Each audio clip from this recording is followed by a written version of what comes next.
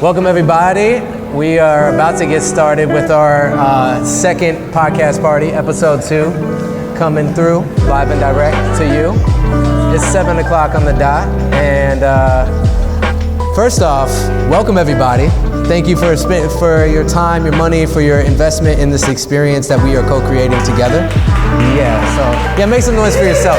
You made it to the right now. You made it to the eternal, ever-present moment that exists only whenever you show up for it. And the fact that we're here, it says something about what our priorities are. And to me, having good conversations, communication, collectively storytelling, tending to the story so that we can preserve the wisdom of our experience to inspire the future generations. That's something that's really important to me. It's really important to me being in the podcast space in the Honeypot studio back there. We'll take a tour later in the night. But so many people are asking what the purpose is tonight, okay?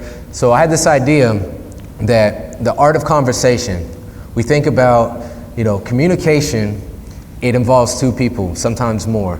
And a lot of people have challenges. There's anxiety and rigidity about what am I gonna talk about? Am I gonna freeze up? Am I gonna be in a space where I'm in front of a camera and I forget what I'm supposed to say? Tonight's gonna be an improv night, okay? So who's done improv in this space before? Anybody? Got 1 improv, 2 improv, 3 improv? See, same. So if you have an idea for a podcast, run with it. If that's what you want to talk about, you want to talk about a predetermined topic that you've already assigned to what you might speak about, go for that. But the idea is that we're going to have a period where it's kind of a mixer. I got a worksheet to work through, just talking about what your idea is, what topics you want to talk about, and then there's the opportunity to link up with somebody else, to partner with somebody, and then the latter part of the event we'll take turns in rounds of 5 minutes being up here and just kind of letting the magic of conversation carry us to wherever our breath takes us. So first off, I see people still in the consumption of pizza space, which is great. Make some noise for pizza. Yo, hold on a second. Yeah, throw me that raccoon right there. Yo, what's up? Yeah, I love pizza. It's great. Let me tell you about pizza. That's not the topic of my podcast, but it could be, okay? My name's Scratchy the Raccoon, and I improv every day because life is unscripted. And if you try to script it, you might trip over what you think you might say. Okay, that's what I have to say about communication, all right? Just in case you didn't know. But yeah, so that's my buddy Scratchy right here. We're kicking it, we're chilling, we're talking about that. He has an idea for a podcast. I can talk for myself. Okay, look, it's called Just Scratching the Surface with Scratchy the Raccoon, and we're going deep. It's a late night talk show because I'm nocturnal, but there's all kinds of things we can do. So the idea is that, if you're feeling some anxiety about what you're gonna talk about, I invite you right now, just wherever you're at, just do some breath work together and just kind of loosen up together so we can get into that space. So if you're open to it, if you feel comfortable closing your eyes, close your eyes, but we just feel a second to fill into the room. Just feel this space, feel the presence of other people in this space, feel this container that we're creating together for conversation and communication to happen. And exhale your next breath. And now we'll take a deep inhale through the nostrils. Fill up your body all the way. Feel all the cells oxygenate. And we'll exhale through the mouth. Audible sigh here. Just let your subconscious know that you're exhaling, all right? So deep inhale through the nostrils one more time. A little bit more. Fill up your body fully with that breath of life that animates us. And then exhale through the mouth, loud audible sigh. And really right now, if you're feeling any anxiety about what you might talk about, just inhale into that space of uncomfort, of discomfort. Let that fill up, be illuminated by your breath. See all that be absorbed, and we'll just exhale that stress out collectively together. So we're here. The fact that you showed up is a courageous act. So there's nothing to be afraid about. We don't know we're friends yet, but we will be by the end of the night. Because last podcast party, it was a whole lot of fun. We had strangers get on stage, some people behind the microphone for the first time, and we've improved the system because we got wireless mics now. Look at that.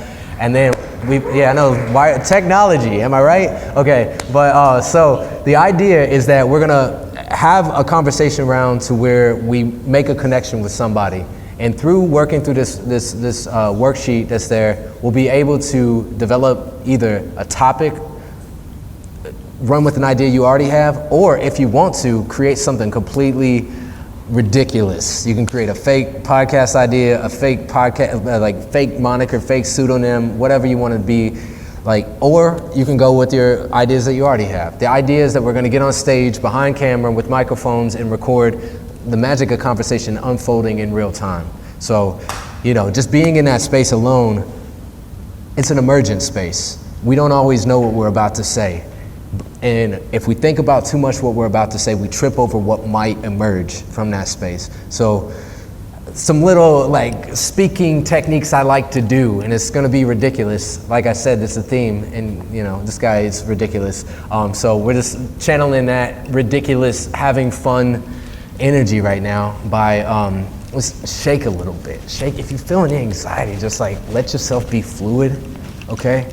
Let yourself just get out any kind of stress from wherever you came from before, the past and the memory and the proclivity to let the past trip us up from being present in the moment. We can just let that stuff flow out of us right now and just be fully present in the right now. And so another public speaking technique that I learned recently is giving yourself self-love. So I know it sounds cheesy. Some people might be like, what is this guy talking about right now? But it's I like to give myself a hug. And I like to say, hey, you're gonna do a great job, buddy. And this is scary getting on stage talking to people, but the fact is that we're not here on accident, we're here on purpose. So if you feel compelled to give yourself some love right now, I invite you to just give yourself a hug and say, you're gonna do a great job, okay? So I just did that for myself publicly. It was kind of, it's not performative because it's real. But so with that being said, I would like to invite somebody, if you feel compelled to, you got a microphone, if you'd like to join me on stage. I have a question about what does conversation mean to you? Does anybody got an immediate answer and want to welcome? Welcome. Introduce yourself first. All right. Yep. My name is Dawn. I have a podcast called The Soul Goals Podcast. And interesting that you talk about conversation and what that means to me, because it's kind of what the basis for the show is. It's about connection, and it's about connecting all of us through conversation. So yeah. Amazing. That's great. So, and whenever you're communicating with somebody, I was recently told conversate is not a verb, even though Biggie, that song Notorious B.I.G. says conversate. Anyways, it's just showing my age. But, when we get to the point of conversation and communication, do you ever find any roadblocks or anything that becomes challenging whenever you're entering a new conversation with a new person? Well, I think there demands to be a level of trust that you have to establish within a communication so that you can actually have that interaction with the person and really hear what it is they're needing to say and what's trying to come out of them. So really listening, I think that's a big thing. Someone actually told me that earlier this week. Let's talk about what listening means in communication and in conversation. Yeah. So what I'm hearing when you say that, it's a reflection, right? Yeah. So that's active listening. It's not me thinking about what I'm going to say. It's not me trying to project into the future, which brings us out of the present. It's me actually listening and then reflecting back. So it's correct me if I'm wrong. Did I hear you that you were talking about reflective listening? Yes, my therapist would call that mirroring. There you go. Yeah, mirroring is, it's really important. Medicine and mirrors. We're each other's medicine, we're each other's mirror. So being in a space where we're able to open ourselves up to receive and to talk back and forth, so it's not so much of just hey, I'm this person with an idea, let me project and dominate a situation. It's a dialogue, which means two people, not a monologue, right? So I would say that brings me to my first point. One of the biggest things that I've noticed in these spaces is when people let the train leave the station, and then I'm excitable, so I talk about stuff and I get faster when I get more excited. It's just part of my being on the spectrum. I'm like, oh God, this thing I love to talk about, I'm so excited, and then it's wait a second, I've been talking for 5 minutes, So one of the things that we're gonna understand tonight is pacing of a conversation. Without pace, it's not a race, so check our pace. I'm big on means too, so and that was improvised as well. I'm a poet, I'm an MC, so I'm just flowing wherever it goes. And so awesome. Well, do you have anything to reflect back to me about your experience in the conversation realm?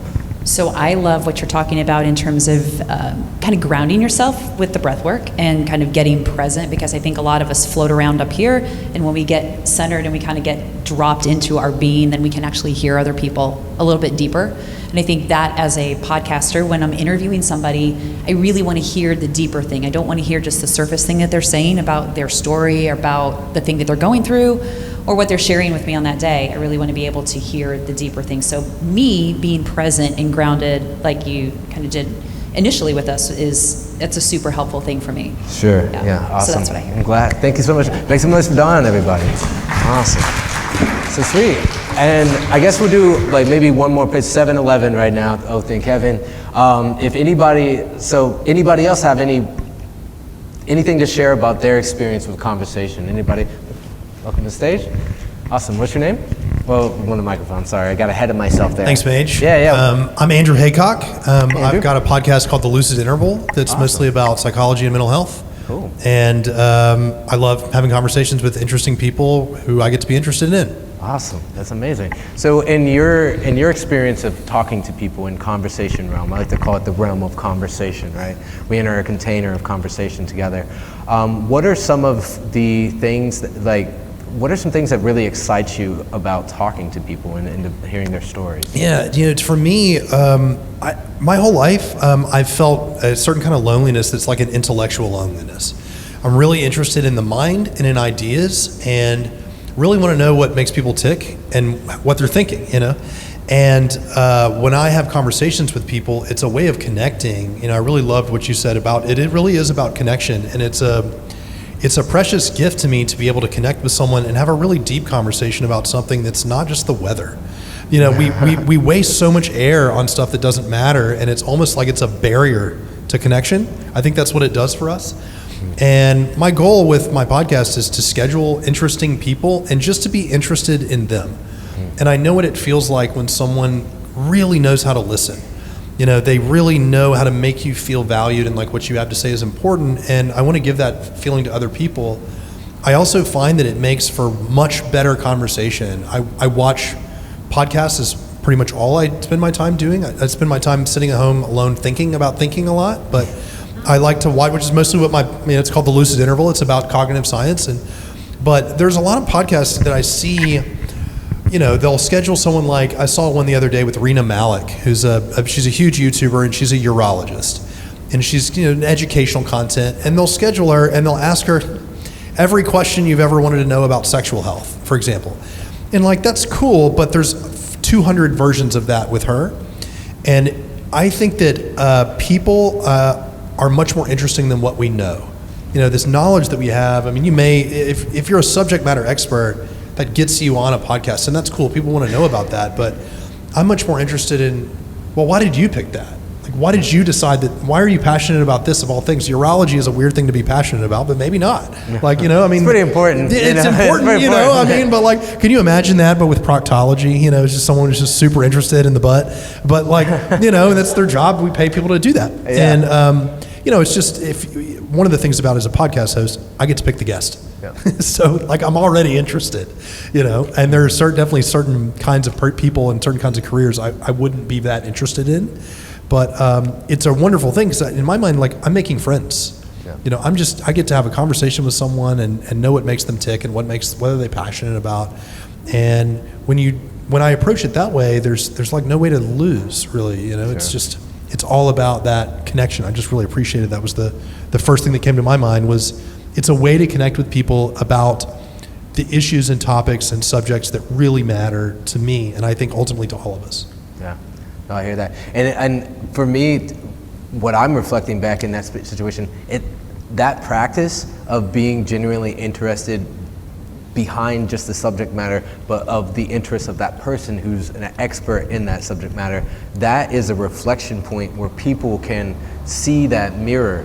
Because for me, a good conversationalist, we have a good mirror. So it's we're able to not just receive the information, but also to reflect it back to each other. So it becomes this kind of we're seeing, they say the only reason why we can see each other is because of the light that reflects us off of our body, off of our skin, right? So same thing with the sound waves. So I see that on a deep That's beautiful. Yeah, and so I think your podcast is also called Mirrors and Medicine. Medicine and Mirrors. That's Yeah. correct, yeah. I love that term, and a lot of what I'm interested in is mental health, and that's narrative. I've had a lot of challenges with it, and I've learned a lot about the science of mental health, and mostly that what we do in this country doesn't work, and have tried all those things that didn't work, and a lot of things that did. A lot of what our mental health challenges come from is a warped sense of self. Yeah. And I use this metaphor of mirrors a lot. I had a guest who was a neuropsychiatrist that was one of my better episodes so far. And as a human species, especially when we're young, we rely on other people to reflect back to us who we are. Like we don't, when you're very, very young, you don't have a sense of shame. You don't really even have a sense of ego. It's just like there's you and then that's it. Yeah.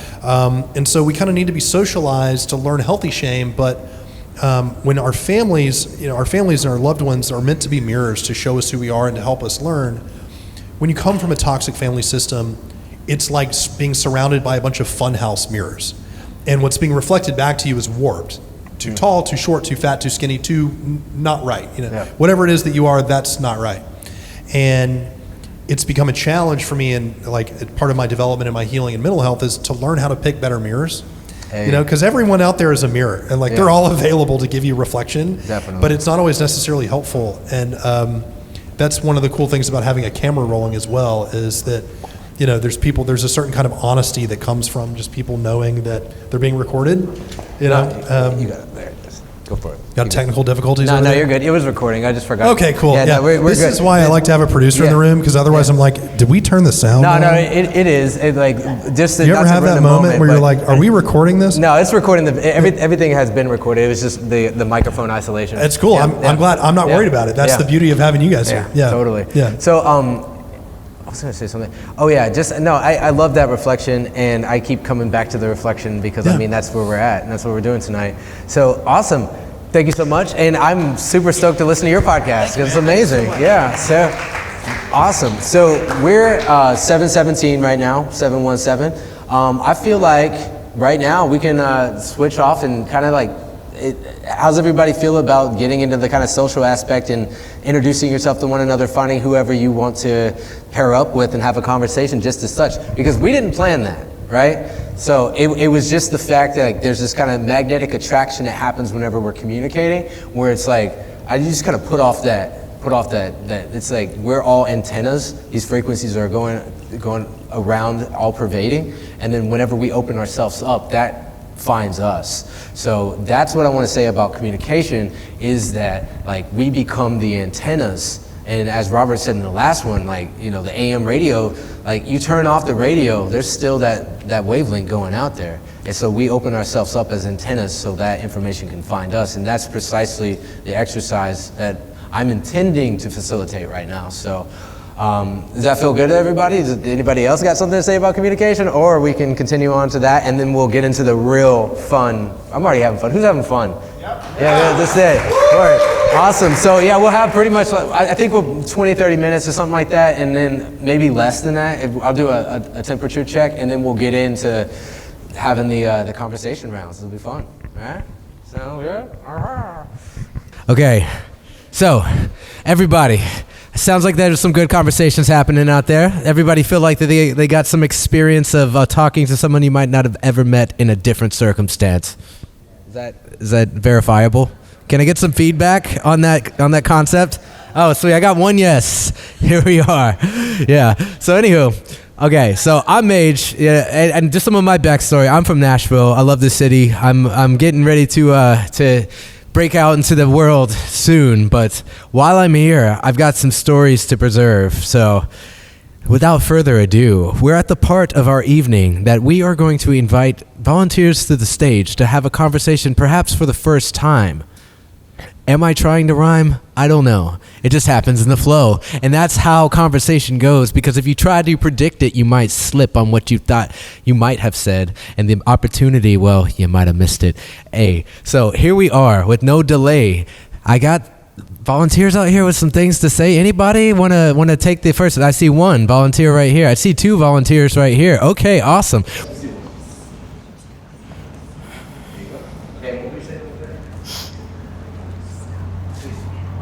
So, yeah, if you want to introduce yourself, and then let whatever way you want to proceed. You all had the opportunity to have the conversation, so I'll let you. All right. Glad to ship. All right. Well, I'm Taylon Russell, co-host of the Comic Panel and Comics in the Enneagram, and I'm here with me is Connie Catalano. Connie Catalano. Okay. And your podcast is? Oh, my podcast is called The Best Life Ever. Okay, yeah.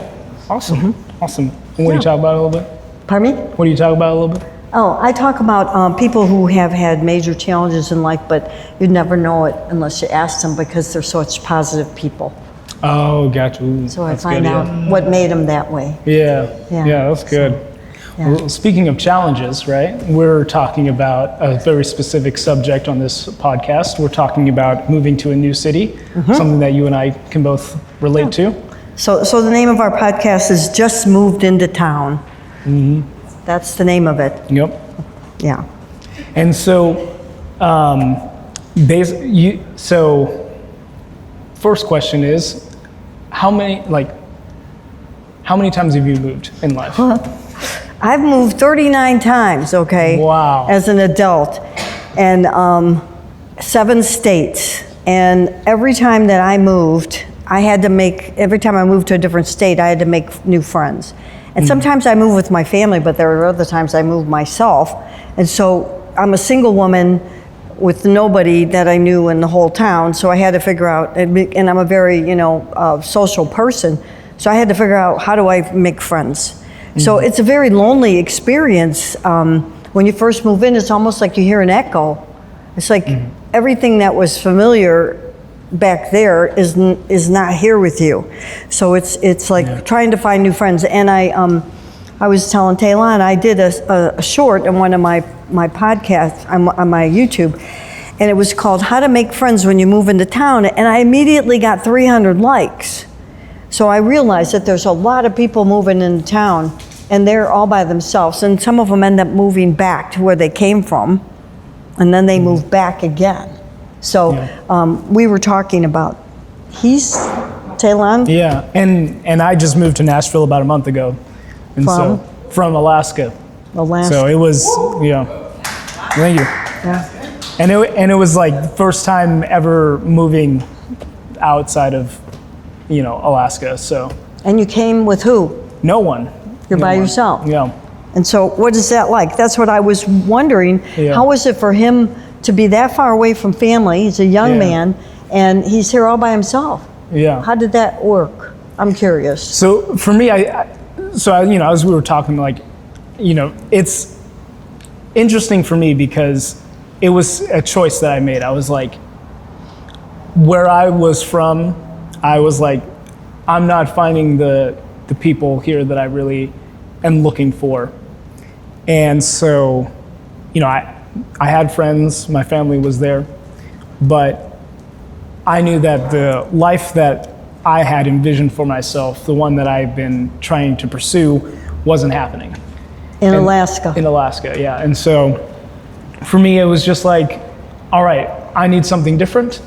I need people like all of you who are like people who are doing creative things, podcasting, I needed to meet more people like that. And so I was like, well, where is a place that has, a job for me so that I'm like not, starving. Yeah, that's a good thing.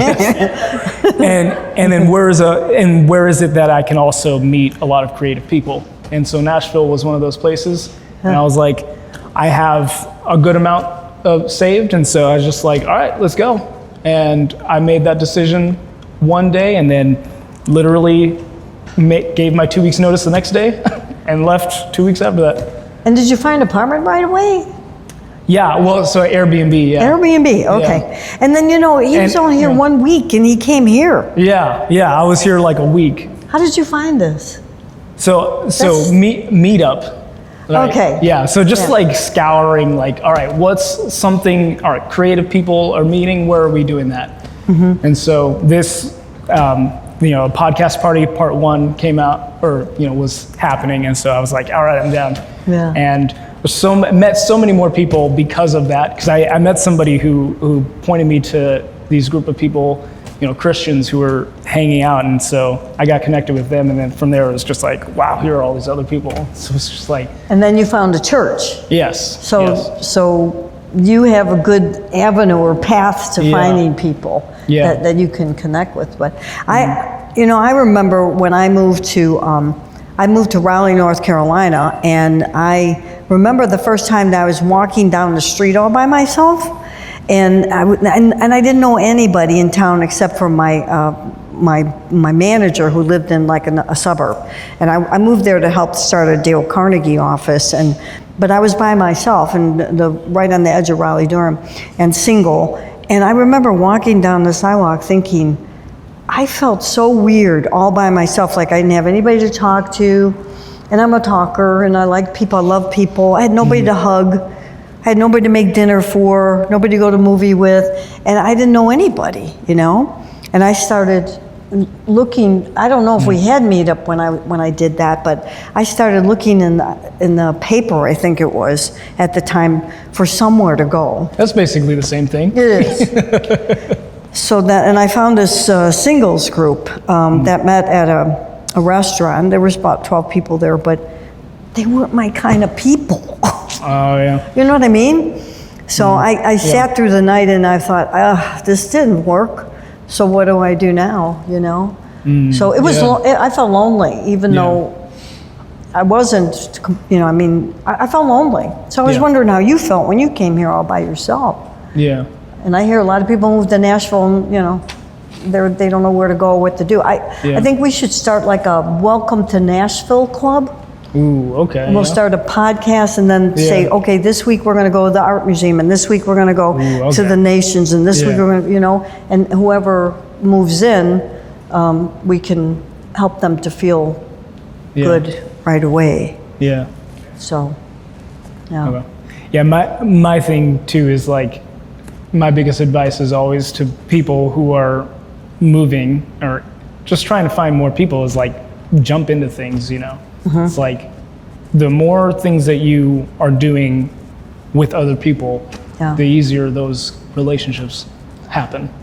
Well, I want to bring up one category, and that's my age group that move here to be with their kids, and they leave everything behind, and they don't know how to meet friends. It's really, really sad. They don't know how to use Meetup or the computer or anything. Yeah. And I see that a lot where I've met a couple women that moved from Washington with her son, and then the other one from Connecticut with her son. And we met at church, and so we're like the Three Musketeers now. But the 5 months that they were here, at first they said they were so lonely, even though that they had their kids, So if you meet some older people that just moved here, give them a hug or something, Yeah. So.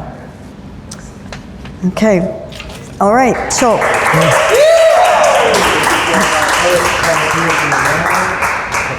Awesome. Well, make some noise for our first volunteer round. Yeah.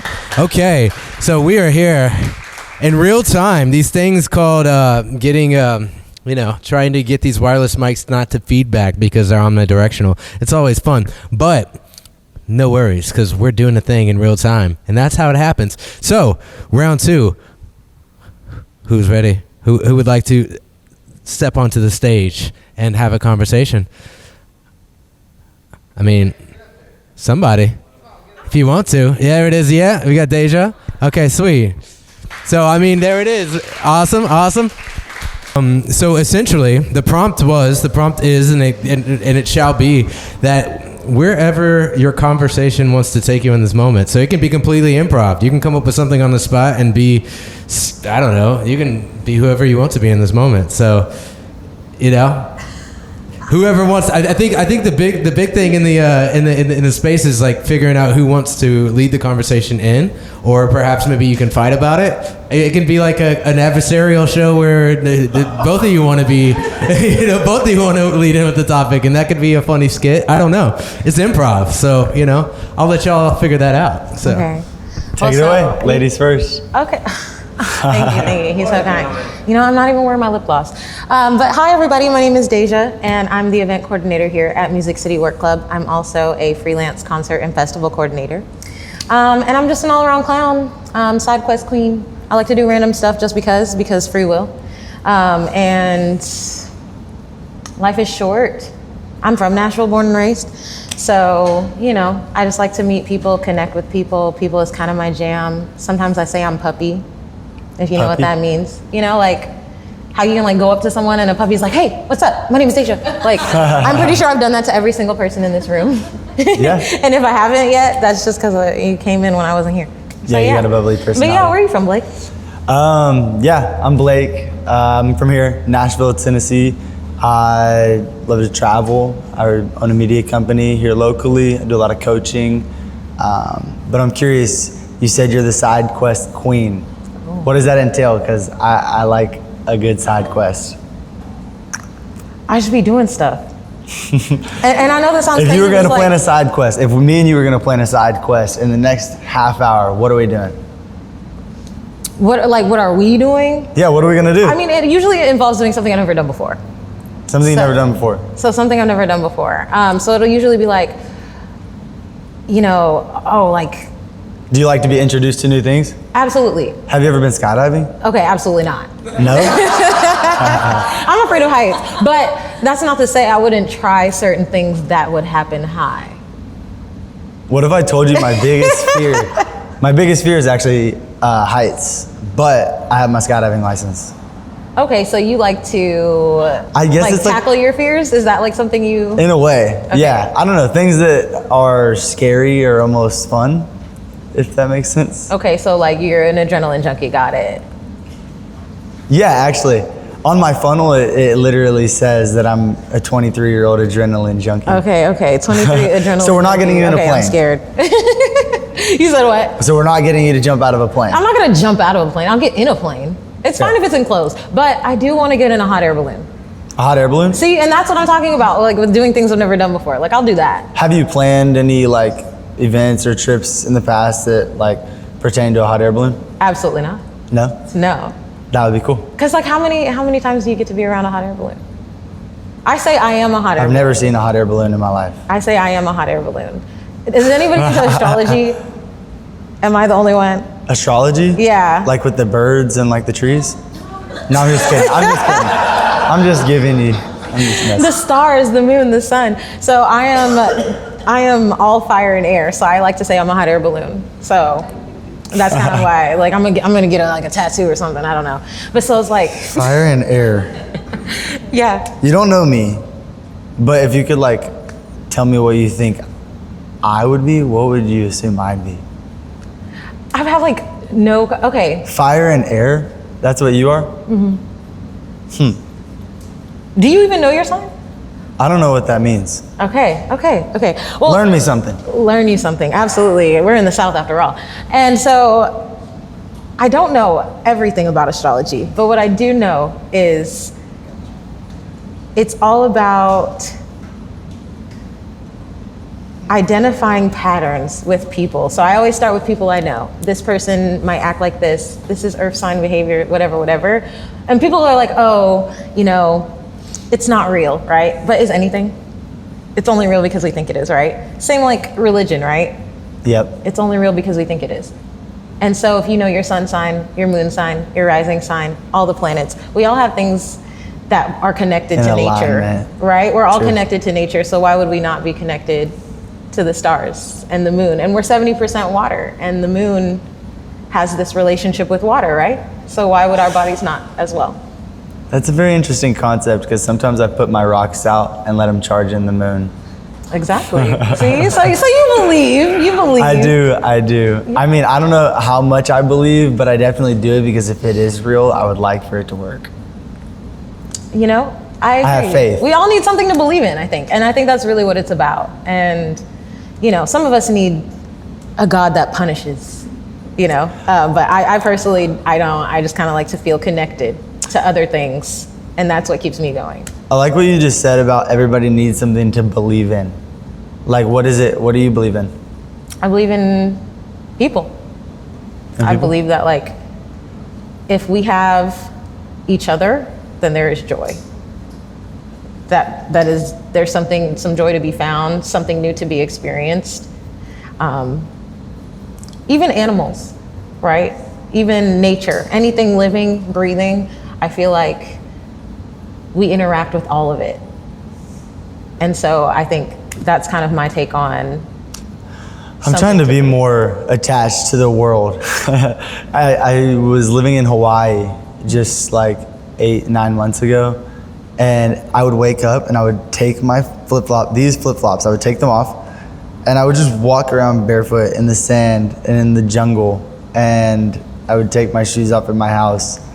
And nowadays I just sit in my office all day, and I've been like really thinking about that. Like it does something to you. You're a happier being when you are more connected to people, like community, and when you're outside more and you're like, I mean, I don't even know. I was like, I need to get a dog or something the other day. Yeah, that's a side quest. Shopping for it's a long dogs. side quest, but it is a side quest nonetheless. Okay, so we're in the next half hour, we're going to the, what's it called? The Domain Society?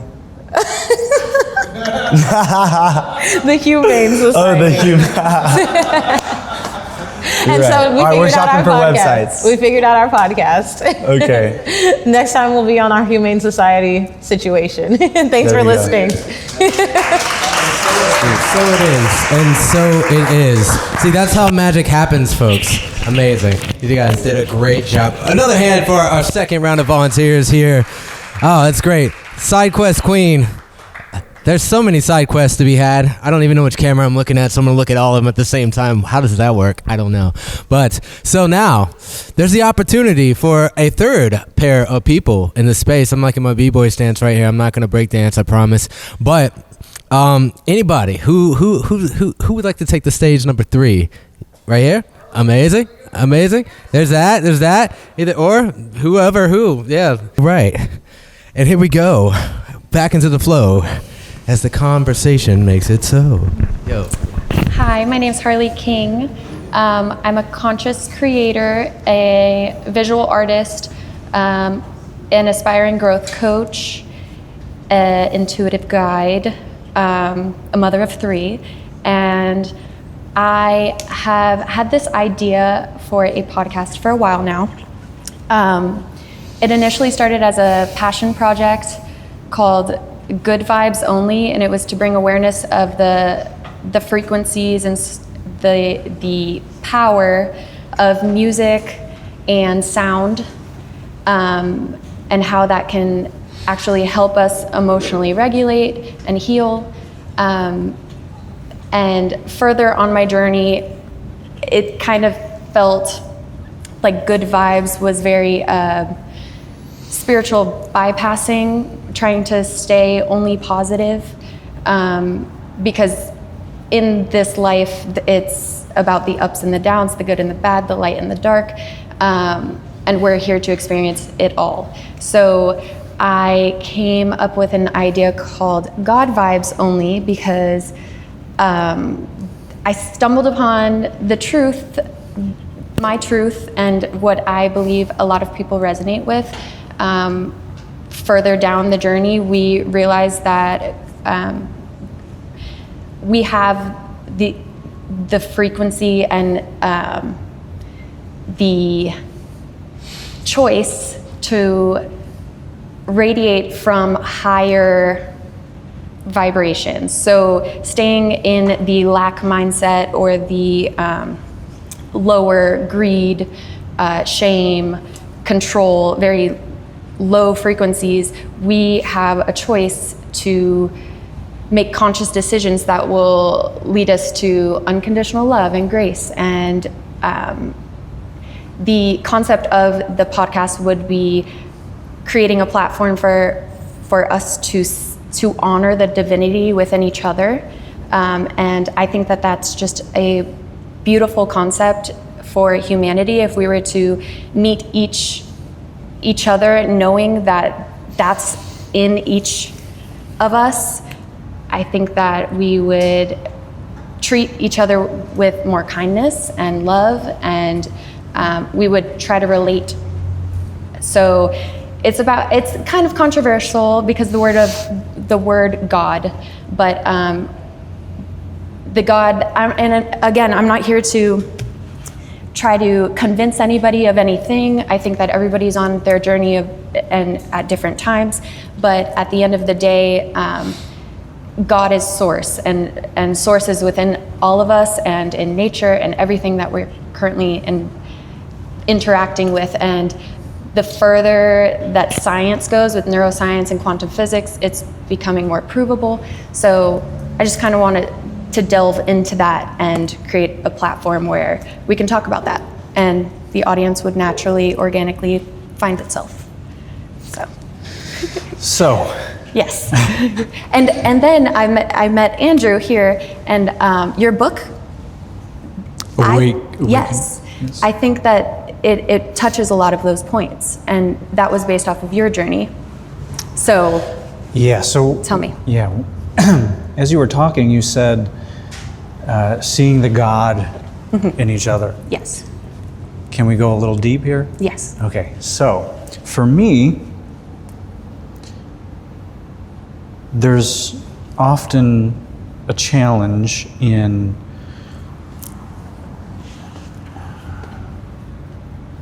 sometimes there's an aspect of God that I see in other people that I have a real hard time accepting as God in them, because I know that's really hard for me to accept in myself. Is that ego? Is what ego? Is it the human side of you witnessing the human side of another? Because we have both. We have God within us, and then we have our human side, which is ego, and that's our personality, our experiences, the trauma we've endured, and that's like the individuation of each human, but we're all just little slices of All right, the so divine. I'm going to push back a little bit. Yes. So what separates the God parts of us and the non-God parts of us? So there's the 3D, the 4D, and the 5D. Okay. So 3D is the reality in the material world. Then there's the 4D, which is the spiritual, and then the 5D, which is the source and soul. So we're here just experiencing, Okay. is my belief. Okay. I would very much like to talk about this. How do you pronounce this? What's Icosa. this? Your Oh, this? Yes. We're going to switch topics? Yes. All right. Well, no, I think that the purpose here is for soul expansion. So we're here to know thyself. And with things like astrology or human design, and you created this system. It's Icosa, yes. Icosa. Yeah. Elaborate on this, because this is beautiful. I would love to take the test. It's very in-depth, actually. So I was talking to somebody here about human design. If you deep dive into that, it helps you navigate through the world based off of your personality.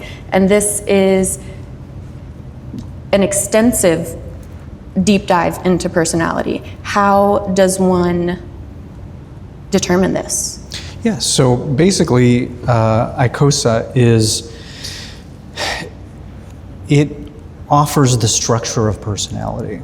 So think of this as a building, and everything that happens inside of it is supported by the structure of the building. So there's no pool in here, so we know that we can't swim in here.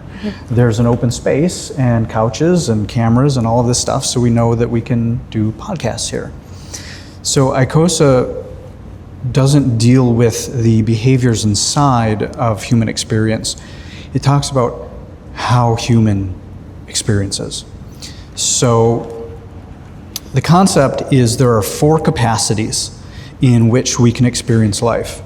And this is how we open to experience, so how we receive life and experience in, where we bring our focus, our attention to it. Bond is how we connect and integrate with it. And then move is how we express it back out into the world. So think of it, we take in a life experience, it comes in, what do we do with it? Where does our attention go? How do we make it ours? How do we integrate, connect with it? And then how do we express it back out into the world? Now that happens in all 5 domains of life. The physical, the mental, the emotional, the relational, and spiritual. So ICOSA is a way to discover how the capacities of experiencing life and the domains in which it happens interact. And those create, so that's 4 by 5 equals 20. And those are the 20 harmonies of human experience. And ICOSA is Greek for 20. Okay. So that's a kind of overview of what it is. And is it different for each individual? Yeah, so how you discover it is essentially, all right, think about this. So open, our capacity to open, you can be under, over, or centered. Think of Goldilocks. Too little, too much, just right. And so if you're under in your capacity to receive, you're closed. If you're over in your capacity to receive, you are flooded. Too much is coming in. And if you're centered, you are able to receive and limit appropriately. So through self-awareness and through taking our test, you're able to see where you are in all those dimensions. So you're able to see if there's an imbalance in a certain area Yes. and then bring it back to center. Yes. I love that. Yeah. So it's one of the only systems that has an orientation towards healing. Most of them are like, you are this type. If someone's talking about astrology, you're this, you're that. Great. That's based off of one point in time and how you are. Yep. Great. Amazing. Helpful. This is designed to be mutable. You can't change your birthday. Impossible. Right. All right, great. You got to deal with that. How you experience life comes from traumas, life experience, cultural conditioning, all of these things. That can be changed. And so we don't say this is who you are and this is how you have to be forever. We say this is how you are now and here's a path to getting back to center. And is there advice on how to come back to center in each individual? Yes, exactly. Because we know if you're under, the path to center is going up. If we know if you're over, the path to center is going down. So if you have too much coming in, flooded, right? Too much open, you have to limit. If you have not enough coming in, you know that you need to allow. And so the inherent structure offers a way back to center. And have you taken the test yourself? Myself. Yes. Not the finished test because we're still working on it. Okay. Yeah, so it's in process. But a great way to look at it is to pay attention to how you experience life. And you can say, okay, yeah, I have trouble receiving. All right, well then you're probably closed and open. Amazing. Yeah. Just a beautiful tool for self-awareness and growth. Great, thank you.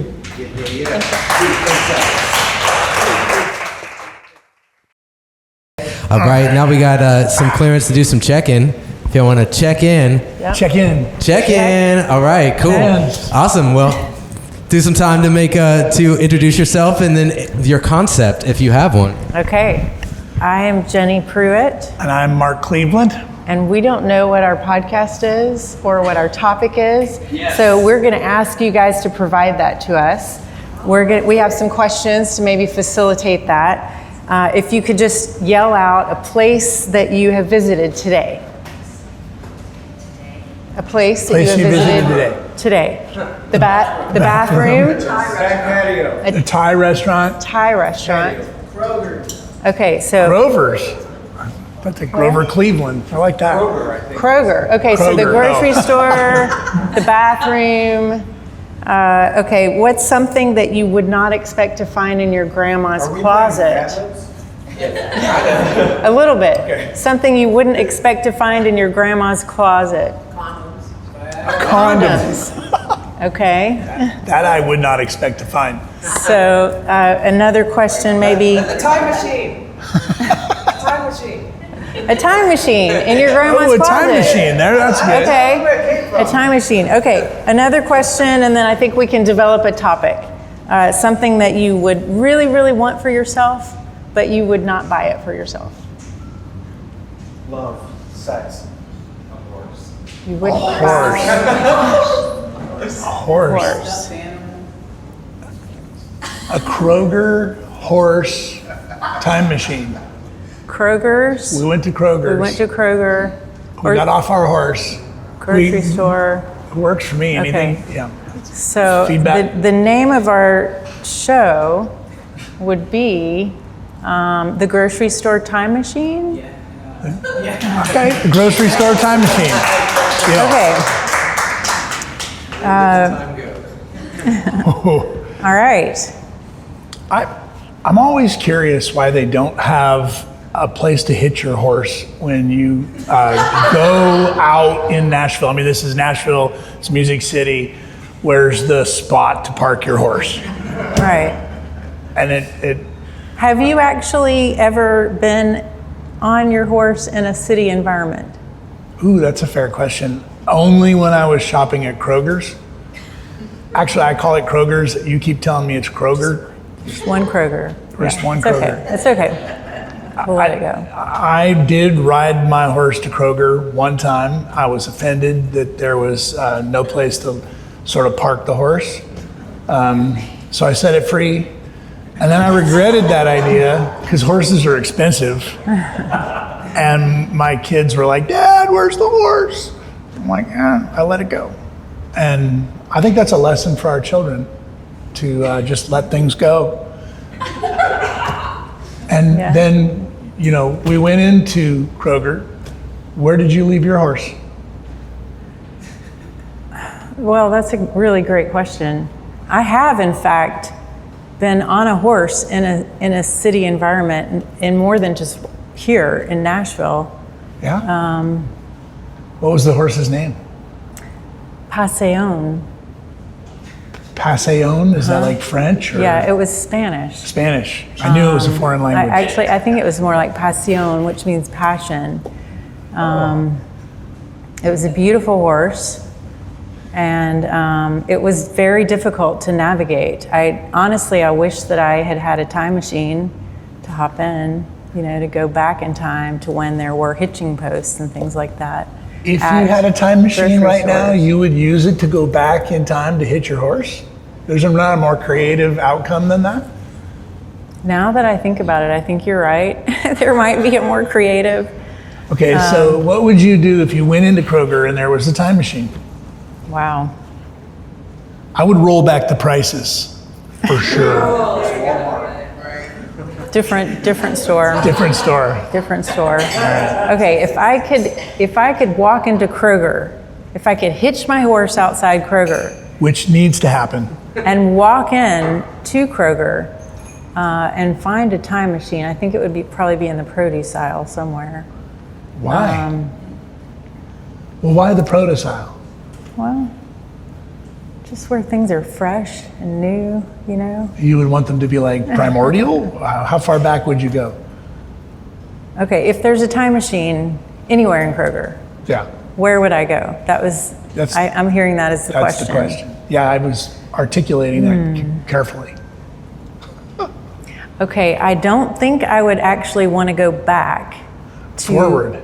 to visit my previous self to say, here's some advice.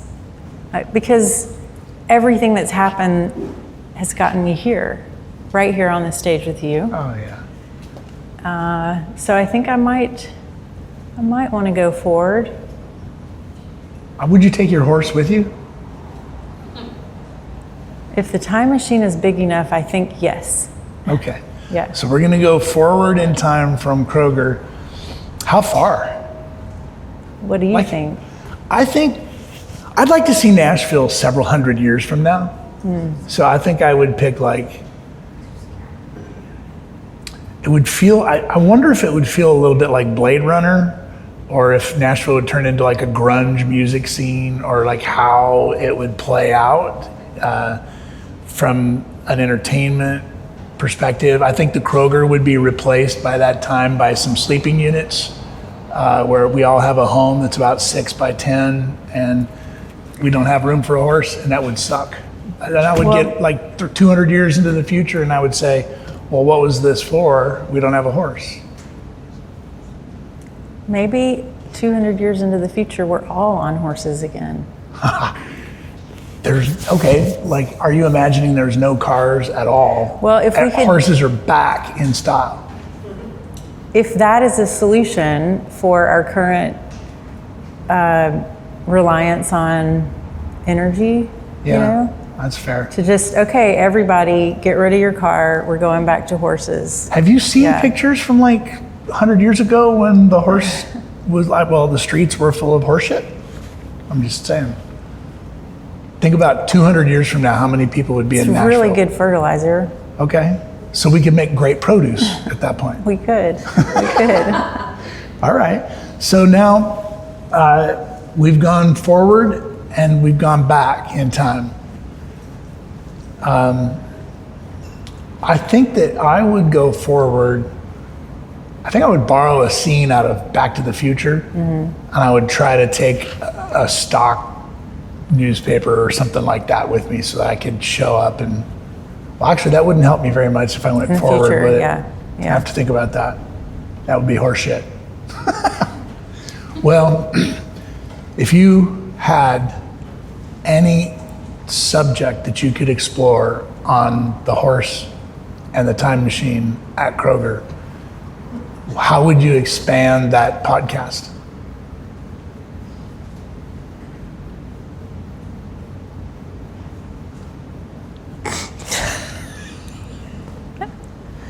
It would include something that you didn't expect to find in your grandmother's closet? Perhaps this.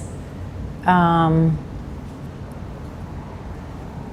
think maybe I would want to put an invisibility cloak over that time machine. Not let anybody else get in it? Because here and now is good. Yeah, here and now is great. Here and now is where I am right now. So would you boycott the time machine? You would make it invisible and no one could use it? Or would that be so you would hide it so you couldn't use it? Good question. I don't know. What do you feel about the time machine? And I think horses feel left behind. And 200 years from now, a produce aisle in Kroger would be more like popping pills. So I don't think it would be adventurous to go to Kroger. We have some Kroger facilities near our house, and like they're radically different. They try to make you think that they're the same, but this one is like ridiculously different than that one. I feel like there's a benefit to that. Like you get to discover what's happening, and the people, they're also radically different. And I think I fear the time machine going that far forward. Maybe we don't know how to express ourselves anymore, and everything is like a monoculture. It feels like that's the way we're going. So I think I'm lining up with you on hide, like make that time machine invisible and bring back the horse. all right. Yep. All right. All right. There we go. That's awesome. There's no horsing around about that fact, folks. That was amazing. Yeah, no, we love the Kroger time machine. We're just riding through this this present moment gift of time, and try to rhyme when we can. Also, make some noise for Chris over here. It's like thank you so much. He's such a great help, such a just a blessing, because it's a lot. So, without further ado, introduce yourself, and where are we going to go on this journey? Let's do it. Okay, so I'm MB Roberts, and this is my new pal, Dawn Cunningham. So actually, we've been pals for a handful of months. Yeah, I'd say we go back about 6 months. A couple months. Yeah, and right. we both do podcasts, except not together. But I have one that I created called Let's Talk Ladies, and it's conversations across generations. It's women of different ages comparing experiences. And I'm also the co-host of a podcast called The Gray Take that's about, features caregivers and different topics caregivers deal with their taking care of their older parents. And Dawn has a cool podcast. Yeah, it's called The Soul Goals. It is a human-based experience, and it's basically about connecting, hearing other people's stories and relating to that. I feel like a lot of times we tend to isolate in our stuff, and we feel like we're the only ones. And I felt like starting this platform, it was a savior for me. Hopefully it can find someone else that they can go, you know what, I don't necessarily want to step out and see somebody, but I can put a set of headphones on and I can listen to someone's story, and maybe I can find something that's relatable, I can connect to, and things can move forward for me in that capacity. So yeah, the guests that you have on we get into some pretty interesting, kind of some deep topics in the best possible way. Yeah. And I know both of us too. I mean, we definitely have a lot of levity in the podcasts that I do. But yeah, we get pretty deep. And then Dawn and I were just chatting when we came here, and this just happened organically. We started I think I started kvetching about somebody that I live with. And so we just were sort of comparing, telling a couple of those stories, and decided to sort of look inward and make a podcast about, is it just me? Or is it a thing? Yeah, is it just me? Like, every family has gripes. I think we're just going to put ours on the mic tonight. So there we go. Yeah. Right. So like a hypothetical question, Dawn, so if you walked into a room in the middle of the day, maybe 1 o'clock in the afternoon, you've been working all morning, you've done all this stuff, and you saw someone that you lived with reclining there on the couch, kind of maybe half snoring, half, all disheveled. Maybe Andy Griffith was on the TV turned down way low. Is anybody relating to that at all? Would that annoy you at all? Or I don't know. I'm starting to kind of itch right now thinking about it. Would that bug you? Would that get under your skin? Well, yeah. Is it just me, or does it get under your skin too? Because when I've walked in and seen my husband in the bed at 2 o'clock in the afternoon, fully clothed, and he pulls the comforter back and gets in the bed, and I walk in and I'm like, with his shoes on, or the shoes are off. Okay, the shoes are off. But his clothes. This really happened. This really happens to you. Yes. Yeah. And for some reason it freaks me out. And the first thing out of my mouth is, "Are you sick? Are you okay?" I said the same thing to the person laying on the couch in my house. I just, because then the person started talking to me in a reclined position, not even sitting up to ask me the question. Right. I said, "Are you ill? Are you ill?" And then I felt, then I'm not trying to rhyme, Mage, but but am I shrill by saying that? Are you ill? Do you need help? Are you are we really getting under the skin of the guys in the room? You're I know. Are we not trying to pick on them, but just kind of what Dawn and I were thinking of talking about on the podcast today was just about maybe we need to look inward. Is that something I should just roll with? Or should I try to understand it a little better? Should I have a discussion? Should I, what are you thinking? What do you? I totally believe. Okay, let's get back to the fully clothed guy in the bed. Fully clothed guy in the bed, which is my husband. Now, had he had a productive morning? Yes, he is an absolute. He works his tail off. Okay. He provides for our family. He does so much. He goes above and beyond. Okay, then that's really fair. Yeah, there was no reason for me to feel that way, but it's just like this. What is that? Is it just me? Am I having that? Why is this visceral effect happening? Right. So here's another example. Our home office is in the back of our house in a building, and we have 2 dogs on shot collars on about an acre of land. And when the shot collars don't get charged, the dogs get off the property. It freaks me out just a little bit because we have an old dog and then we have a lab that's scared of her shadow. And so they're going to get loose and it's going to be like, I'm going to freak out. So I'm working in the office. He had walked out. He comes walking very calmly back in and says, "I can't find June." And I was like, oh crap, I freaked. I totally freaked. And he was like, "I'm gonna need you to calm down." And I'm like, "I'm gonna need you to let me freak out for 5 minutes and then I'm gonna calm down." And you know what, he let me do that. So that's just me. So if we're thinking about how we can allow you turn it around, and turning it around as a whole, that's what we were having that conversation about. Can you right, but were you a little mad about the shot collar thing, just to get back to that? Are you, you feel like you need to discuss it so that you can learn and move on, or you know, because I have had, you know, my husband, Ronnie, has said to me before, you know, like, let's just let it go. Let's just let it go. But I'm like, but I want that not to happen again with the shot collar thing. Yeah. Like that. Now, what do you think that's about? Like, do they not know your family members that one has to charge the shot collar?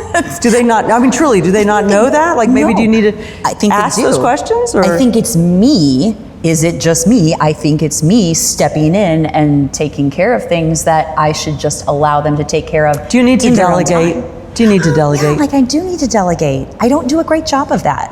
Right. Like I think that's my MO. Right. Makes me feel like I'm doing a good job. I find that you know, household harmony. Like if I give an assignment, you know, my husband's an ex-soldier, so it's like he's really great. You know, it's like, would you please X, Y, Z, and then he will do that. But maybe it's, you know, just not to expect the proactive thing. Well, or not to expect it when you want it. We've had that conversation before. It's not to expect it when you want it, or to allow him to be who he is, right, versus who I want him to be in whatever capacity. Another thing is, we were talking about this, is the shirt thing, right? The shirt thing. So my husband has numerous T-shirts that he wears for work, right? But he tends to wear the same shirt repeatedly, and it continues to be the one that goes through the wash. And I'm like, we can rotate. We can do another Well, see, that's shirt. your problem. Is if you put it on the top each time, then he's going to pull it from It's the same thing. top. I know. So I know. I'm trying to relinquish that. Yeah. Yeah. Right. Yeah. So yeah, we've looked inward a little bit, and maybe we need to let go a little bit. I totally believe we need to let go. That is an ongoing task. Is it just me? Yeah. Sometimes it is. Just Sometimes me. it is. Mhm. Sometimes we're going to give them that one. So- Okay, so yeah, tomorrow I'm going to be in the bed fully clothed in the Oh my middle of the gosh. day. And I'm Yep. me. I'm gonna Yes, I call you am. up and I'm gonna say what you doing. I'm going to send you a picture. Thank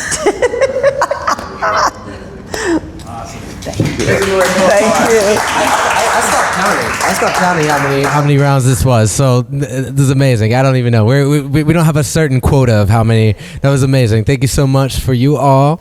I saw some people back here that were primed for conversation. Might you make your way to the stage? Yes, it's Mage here. This is Podcast Party Episode 2. We got people coming to the stage. We got the Raw Sun. And you already know how that's done. And then we got one for you as well. There's a little magnet. One side's a magnet and the other side attaches. So bam, on the shirt. Bam, bam. Awesome.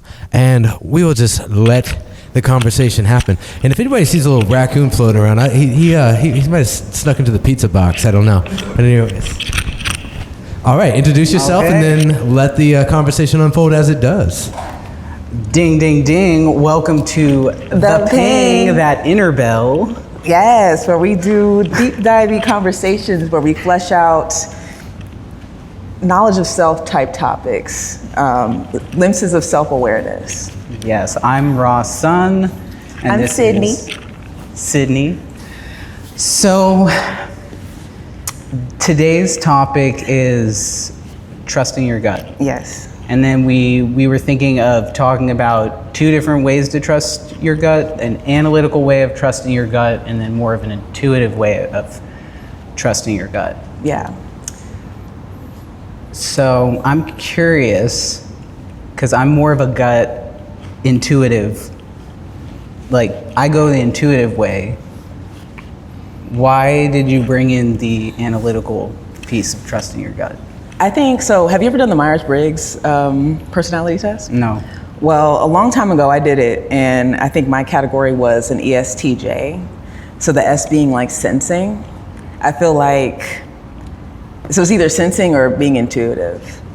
And I think for a long time, I was either kind of conditioned not to trust my gut.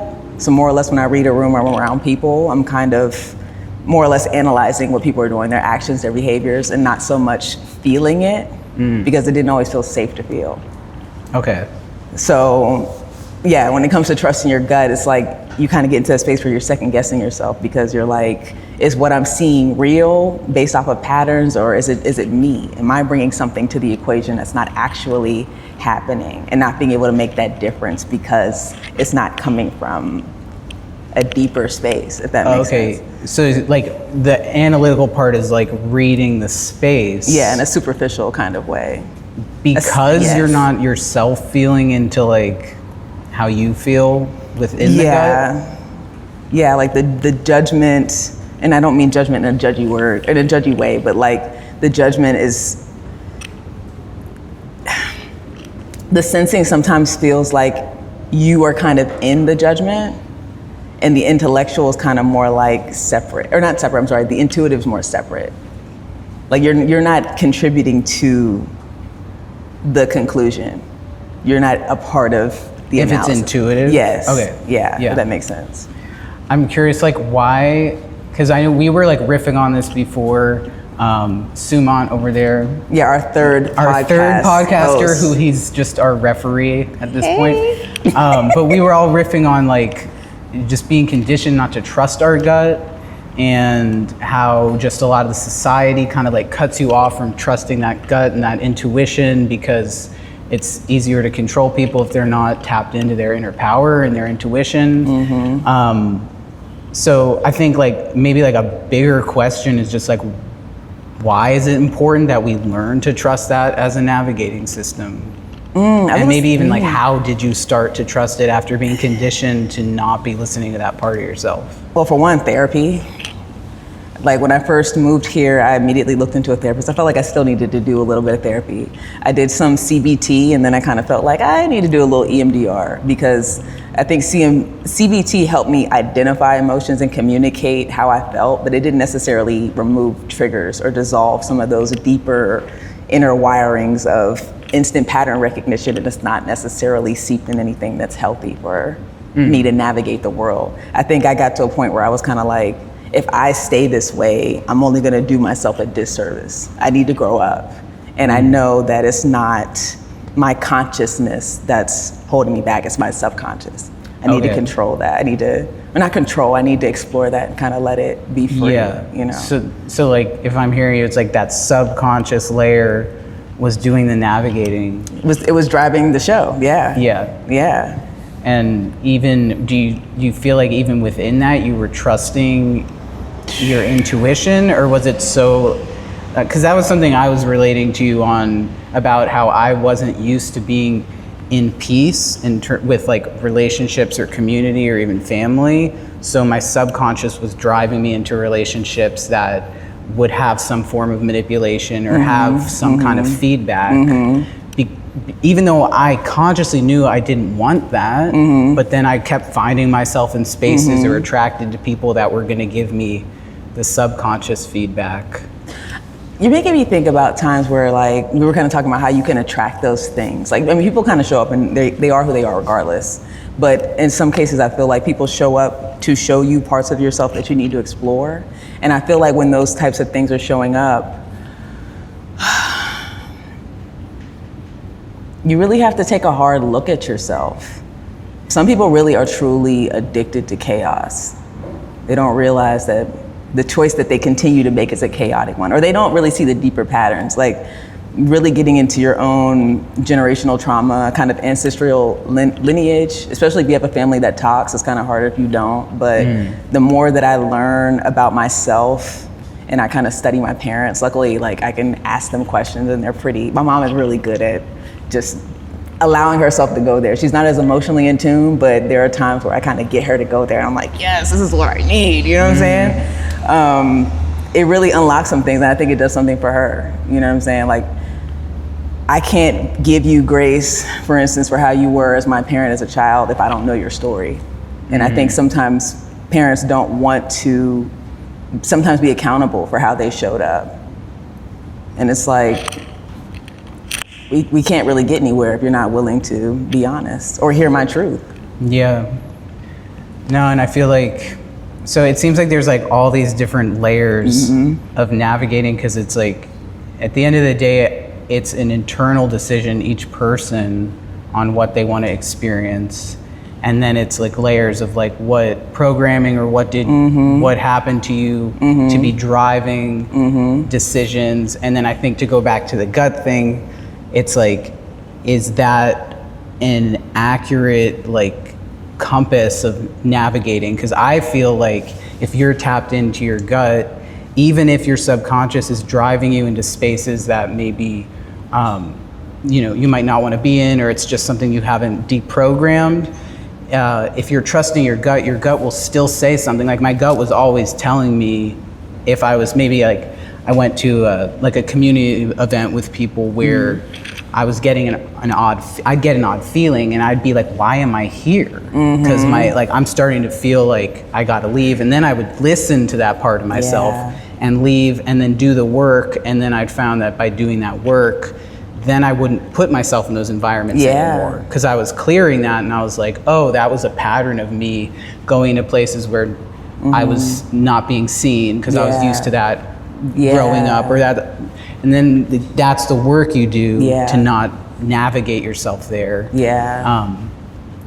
Do you feel like that's possible for everyone to like be able to fine tune that as a tool, so then it can just almost be like an instant, it's like a compass to me. I think you have to be willing to try. I'm very big on honoring myself. And I had to figure that out a long time ago. I felt like my needs were not always acknowledged. We could be at Six Flags. I could be hungry right now. I came with a group of people. They're all indecisive about what they want to eat, but I know what I want to eat. All right, y'all. See y'all when y'all get hungry, you know what I'm saying? But like, I'm gonna, sometimes we talked about this a little bit, sometimes you have to be a little bit selfish to other people to get your needs met. You have to just not care. And then remember, like, it's not that deep. Like, I'm deciding to eat pizza right now. I'm sorry that's an inconvenience to you, but I'm hungry. So you're just gonna have to deal with that. Your ego's gonna have to be cool with that. You know? Heck yeah, that's I'm gonna honor that fire. Yeah, you know what I'm saying? Hey, what do you want to do? And that could be a good place to stop, because that's like a good tangible thing for like, how to ignite that fire, that ping. And it's a boundary. The ping, because the more you listen to it, the stronger that relationship gets, and then you're just going places you want to go. Yeah, and you're setting a boundary too. So if I tell you something simple like that, and it does something to you, it tells me something about our relationship. True. If I can't honor my hunger right now in this moment, and I'm seeing this pattern early on, what happens down the line when there's bigger things at stake? Ooh. I don't want to play that game. Hey, that's it right there. Y'all make some noise for the ping. I feel ping. There it is, amazing. Thank you so much. Thank you so much. So we're up in the last 10 minutes of the event, and I don't know. Everybody went that wanted to go, because I've got an idea, but I don't have somebody to do the idea with, and it's actually Scratchy's idea. Okay, because if you feel comfortable being interviewed by a raccoon, we can have some fun. Okay. So it's gonna be, we're just tuning into the absurdist right now. So here's there's a magnet right there, and then that, and then I'm gonna also do this real quick, and I'm gonna get behind the chair. So don't pay attention to this part of the equation. It's gonna be fun. And I don't even know what I'm about to do. So this is gonna be straight up improv. This is gonna be yes and whose line is it? I forgot. Okay, so I'm closing this down. Nobody saw me get in this tree. Okay, wait. Can we hear me? Am I live? Okay, cool. So actually, this is perfect. I'm in a bush. Here we go. Hello. Hey, everybody. My name is Scratchy the Raccoon, and this is just scratching the surface of Scratchy the Raccoon. Can you see me? Is this good in the camera? Do we need to fix the angle in the camera? Somebody let me know. I can't see. I don't have eyes. I do have eyes. It was a joke. But they look great. Amazing. Let's go. Okay, just scratching the surface of Scratchy the Raccoon. I'm really excited. Who do I have as my guest tonight? Hey, I'm Eric Neer, and I am super glad to be here. I am super glad to be here. This is my first time interviewing a human. I've talked to many different forms of wildlife. Possums, they just hiss and they look really mean, but they're actually kind of nice. The cardinals, they're cardinals. What's your favorite animal? I would say my favorite animal is probably cat. I have a lot of them, and they like to hang out with me for some reason, and they are raccoon adjacent as far as I'm concerned. So. I would say too, we have a truce going on. There's this like the symbiotic relationship that I have with most of the cats in my life. I've got hands, they don't have hands, they can get into places, they can seduce people, and people just kind of want to be friends with me, but they think I have rabies because there's this Hollywood smear campaign that says all raccoons have rabies, and it's a lie. Well, I came prepared because I can tell you that there's significant research that says that raccoons are becoming domesticated. What? And so your brethren are dwelling amongst the humans and really making their way in the world. And I'm proud of y'all. Yeah, me too. It's a big day. It's a big month. It's a big year for the raccoon type, the procyonids. We're not pandas, by the way. Not even close. Different genus. Just, check the facts. Anyways, state of Tennessee, you can actually have a raccoon as a pet now. It's true. I'm really excited for the fallout portion of that, because a lot of people are going to be like, this is a really good idea, but raccoons don't care. Well, I may have an opening in about 6 months if you want to follow up then. I know some people. You have your people talk to my people. Yep. Okay, that's we'll amazing. make it happen. So you wildlife expert. You have a favorite. You have cats. You're a cat owner yourself, right? I am a cat owner. Yes. Has your cat ever considered a podcast? I have one cat that's very vocal when he's hungry. There might be something there, but we'll develop it. Sounds transactional, but such is life. With this American life, transactional relationships. Am I right? That's absolutely true. Sweet, that's cool. So, what are you passionate about? What do you like? What do you like to do for fun? Well, I love making music. I love listening to podcasts. I'll listen to this one later. Yes. And I enjoy hearing how people put words together, hearing what they have to say, and don't have a podcast myself, but I'm more of an enthusiast. But I'm enthused. Yeah, I'm enthused too. Thank you. That's amazing. Well, you heard it here first, folks. It's Scratchy on the Streets. Just scratching the surface. We got deep tonight. It's Podcast Party episode 2. Wait, it's not the breakthrough in it. We already broke through. This is the art of conversation. And this fellow over here just had a conversation with the raccoon. And you can too, here at Music City Work Club. Podcast Party episode 3, coming in July. I think it's like the 24th or something. Anyways, we'll be out here. Come join us. And you too can have a conversation with the raccoon. Make some noise for yourself, everybody. I love humans. Humans are great. Okay, amazing. That's great. Man.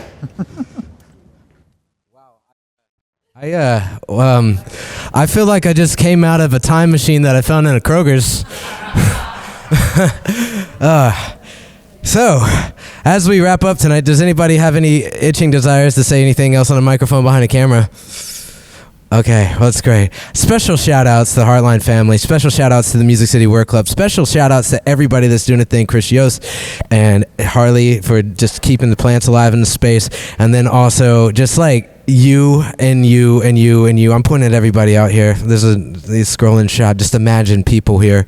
And the reason why we do this is because it is incredibly important, I believe, for the continuation of life to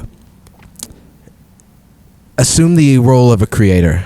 I feel like creation is extremely important to the continuation of life. It can't be emulated with an app or a program.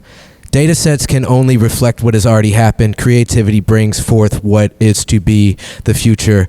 We can't replicate human creativity with a data set. So AI will never replace what we're doing tonight. It can't even try. And if we stop creating, then there's no data set to train the AI on. So it's important for each of us, even if it's scary, to get in the seat, have the conversation, spark some creation, and spread love in this world right now. I'm Mage, Nashville native, Music City Work Club, Podcast Party number 2 in the books. Hope to see you next time. And spread love. Yeah. Peace. Yeah.